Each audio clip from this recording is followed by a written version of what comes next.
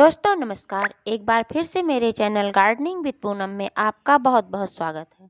गुड़हल एक परमानेंट फूलों वाला पौधा है। इसे एक बार लगा लेने के बाद ये सालों साल चलता रहता है और पूरे वर्ष इसमें फ्लावरिंग होती रहती है, क्योंकि यह पौधा 12 मासी है, कोई सीजनल पौधा नहीं है। यह गुड़हल की मुख्यतः दो वैरायटी होती है, एक देसी गुड़हल और एक हाइब्रिड वाला।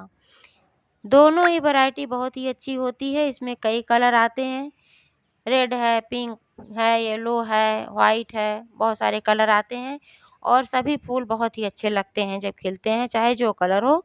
लेकिन ये रेड वाला कलर जो होता है ये बहुत ही प्रचलित है और बहुत ही अच्छा लगता है जब खिलता है। और ये रेड वाला फूल माँ दुर्गा को, हनुमान जी को, गणेश जी को, सबको चढ़ता है गुड़हल का फूल। और गुड़हल के फूलों से बहुत सारी औषधियाँ भी बनाई जाती हैं। गुड़हल के फूल बाल कलर करने के भी काम आता है। गुड़हल बहुत ही अच्छा है, गुड़हल से बहुत सारी चीज़ें बनती हैं।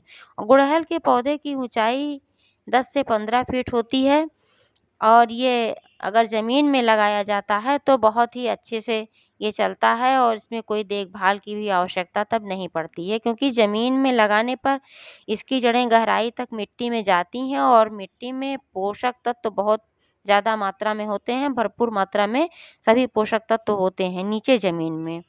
तो इसको अगर हम ज़मीन में लगाते हैं तो हमें ऊपर से कोई विशेष खाद की देने की आवश्यकता नहीं होती जब ये पौधा बड़ा हो जाता है। जब तक छोटा रहता है तब तक इसमें खाद और पानी समय-समय पर देते रहना चाहिए, ज़मीन में भी लगाने पर, क्योंकि जब ऊपर रहता है पौधा, जड़ें नीचे नहीं ज़्यादा गई रहती हैं, तब इसमें खाद और पानी की आवश्यकता ज़्यादा होती है। लेकिन जब जड़ें नीचे चली जाती हैं, तब इसको मिट्टी से पोषण मिलने लगता है, तब इसमें कुछ खाद पानी की आवश्यकता बहुत नहीं होती है।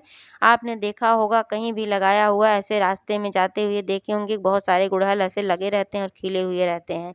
तो ज़मीन में जब लगाया रहता है कोई, तो ये बहुत ही अच्छे से चलता है। लेकिन ऐसा नहीं है कि केवल ज़मीन में ही लगाया जा सकता है। अगर आपके पास ज़मीन है तो ज़मीन में लगाइए, कोई बात नहीं। और अगर ज़मीन नहीं है लगाने के लिए तो गमले में भी ये पौधा बहुत ही अच्छे से चलता है, इसमें कोई दिक्कत नहीं होती है। बस आवश्यकता होती है थोड़े से देखभाल की। तो उसमें अगर हम देखभाल करते रहेंगे कि क्या कैसे खाद पानी डालना है, कब क्या करना है, थोड़ा ध्यान दिया जाएगा तो गमले में भी ये पौधा बहुत ही ठीक से चलता है, बहुत अच्छे से फ्लावरिंग करता है। मैंने तो ज़मीन में भी लगा रखा है और गमले में भी लगा रखा है। मेरे दोनों पौधे ठीक से चल रहे हैं, बहुत ही अच्छे चल रहे हैं। जो पौधा आप देख पा रहे हैं ये मैंने गमले में लगाया हुआ है। गमले में चूँकि मिट्टी सीमित होती है तो इसमें पोषक तत्व भी सीमित होते हैं। जब पौधा चलता रहता है, ग्रो करता रहता है, तो इसमें सारे पोषक तत्व आते रहते हैं, पौधा पोषक तत्वों को सोख लेता है, तो फिर मिट्टी जो होती है, उपजाऊ कम हो जाती है। तो इसे उपजाऊ बनाने के लिए समय-समय पर इसमें खाद डालना पड़ता है, फिर इसमें और पानी वगैरह डालना पड़ता है। इसमें और सारी चीज़ें डालनी पड़ती हैं, जिससे कि मिट्टी फिर से उपजाऊ हो सके और फिर से हमारे पौधे को पोषण दे सके। और समय-समय पर इसमें प्रूनिंग वगैरह भी करना पड़ता है। अगर लेकिन मिट्टी में, ज़मीन में जब लगा रहता है पौधा तो इसमें प्रूनिंग वगैरह की भी बहुत ज़्यादा आवश्यकता नहीं होती है और पौधा चलता रहता है। ज़मीन में लगाने के बाद कीड़े वगैरह भी बहुत कम लगते हैं, लेकिन गमले में लगाने के बाद इसमें कीड़े भी बहुत लगते हैं गुड़हल में। गुड़हल में सफ़ेद कीड़े ज़्यादा लगते हैं। ये जो आता है ये मिली बग, ये बहुत ही ज़्यादा लगता है। इससे बचाने के लिए हमें समय-समय पर इस पे फिर ये बनाया हुआ एक कीटनाशक वगैरह डालना चाहिए। हम तो घर का बनाया हुआ ये नीम वाला डालते हैं, नीम की पत्तियों से जो बनता है, इसको एक बार डाल देने के बाद फिर जल्दी इस पे वापस आते नहीं हैं। मैंने लगभग 1 डेढ़ महीना पहले डाला था, हमारे पौधे में लगा हुआ था ये सफ़ेद वाला कीड़ा। तो मैंने इसमें डाला हुआ था, उसके बाद से अभी तक इसमें ये कीड़े आए नहीं हैं। लेकिन अब आप देख रहे हैं कि इसमें ये कीड़े आ गए हैं, ये काले वाले कीड़े आए हुए हैं, वो भी केवल यही एक ब्रांच में आया हुआ है। तो इसको भी मैं हटा दूँगी, काट दूँगी इस ब्रांच को, क्योंकि मुझे प्रूनिंग करना है इस पौधे की। प्रूनिंग किए हुए मुझे काफ़ी दिन हो गया है इसका। और इसीलिए ये पौधा इस तरीके से है, जैसे आपको लग रहा है कि ये पौधा पीला हो गया है, पौधा खराब हो गया है, सूख रहा है या सूख जाएगा। लेकिन ऐसा नहीं है, पौधा ना सूखा है और ना ही सूख रहा है। क्योंकि अगर ये सूख रहा होता तो इस पौधे में फ्लावरिंग नहीं होती, ये केवल इसकी पत्तियाँ आप देख रहे हैं पीली जो हुई है, ये नीचे की पत्तियाँ पीली हुई हैं। तो इसमें कोई दिक्कत की बात नहीं है, जो पुरानी पत्तियाँ हैं वो पीली होती ही हैं, झड़ती ही हैं। लेकिन प्रूनिंग करने की इसमें आवश्यकता बहुत पहले से थी, मैंने नहीं किया क्योंकि इसमें कलियाँ बन रही थी, मैं थोड़ा लालच में आ गई थी। ये कलियाँ जो बन रही हैं फूल खिलेंगी, फूल खिल के जब ख़त्म होगा तब मैं इसकी प्रूनिंग करूँगी। लेकिन उसी ब्रांच में जब एक कली ख़त्म होती थी खिल के तो दूसरी कली एक फूल बन जाता था, दूसरी कली उसमें निकल जाती थी। ऐसे-ऐसे मैंने नहीं किया।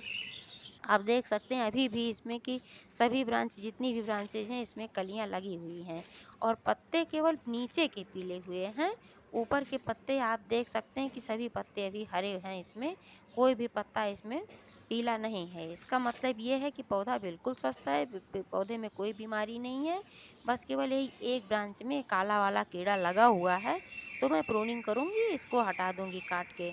अगर प्रूनिंग ना करना होता तब मैं इसमें वही नीम की पत्ती वाला जो कीटनाशक मैंने बना के रखा हुआ है, मैं वही डाल देती इसमें। उसको डालने के बाद चाहे काले कीड़े हों, सफ़ेद कीड़े हों, कोई भी कीड़ा हो, इस पे से चला जाता है, चींटियाँ भी तब नहीं आती हैं। बहुत ही अच्छा है वह कीटनाशक। वह कीटनाशक बनाने का वीडियो मैंने अपने चैनल पर डाल रखा है, अगर आपको देखना है तो आप मेरे चैनल पे उसको देख सकते हैं। तो दोस्तों, गुड़हल का पौधा लगाने के लिए आपको जल निकासी वाली मिट्टी ही लेना चाहिए। इसके लिए इसमें रेत अवश्य मिला लें, कोकोपीट वगैरह मिला लें, रेत मिला लें और इसमें वर्मी कंपोस्ट खाद मिला लें या गोबर की खाद मिला लें, तभी आप पौधा लगाएं, तब जाके आपका पौधा ठीक से ग्रो करेगा और इसमें ढंग से फ्लावरिंग होगी। क्योंकि गमले में लगाने के बाद इसमें बहुत सारा इस तरीके से पोषण देना पड़ता है, तभी ये पौधा ठीक से चलता है। तो इसमें आप जब गमला में पौधा लगाएँ तो ये जो चीज़ें हमने बताई हैं, ये सब चीज़ें आपको डालना चाहिए। उसके बाद समय-समय पर आप इसमें पानी डालेंगे, पानी इतना ही डालेंगे कि जिससे कि ज़्यादा ना हो, ओवर वाटरिंग नहीं करना है। नहीं तो जब मिट्टी ज़्यादा गीली होती है, तो जड़ें ऑक्सीजन नहीं ले पाती हैं और जब क्या होता है, जब जड़ें ऑक्सीजन नहीं ले पाती हैं तब ये जड़ें पौधों को पोषण नहीं पहुँचा पाती हैं। जब पौधों को पोषण नहीं पहुँचता है तो पौधा सूखने लगता है, मुरझाने लगता है, खराब होने लगता है। इसलिए वाटरिंग इतना ही करें कि जितना आवश्यक हो। जब देखें मिट्टी ड्राई हो गई है तभी इसमें आप पानी डालें। चूँकि आजकल सर्दी का मौसम चल रहा है, दिसंबर चल रहा है, तो इसमें बहुत ज़्यादा पानी की आवश्यकता नहीं होती है। पौधा खुद ही नम रहता है, इसकी मिट्टी में नमी बनी रहती है। तो इसलिए चेक करके ही पानी डालें, लगातार बहुत पानी डालने की आवश्यकता नहीं है, वरना जड़ें सड़ सकती हैं, फंगस लग सकता है, तो पौधा आपका खराब हो सकता है। इसलिए पानी का ध्यान इस तरीके से आपको रखना है।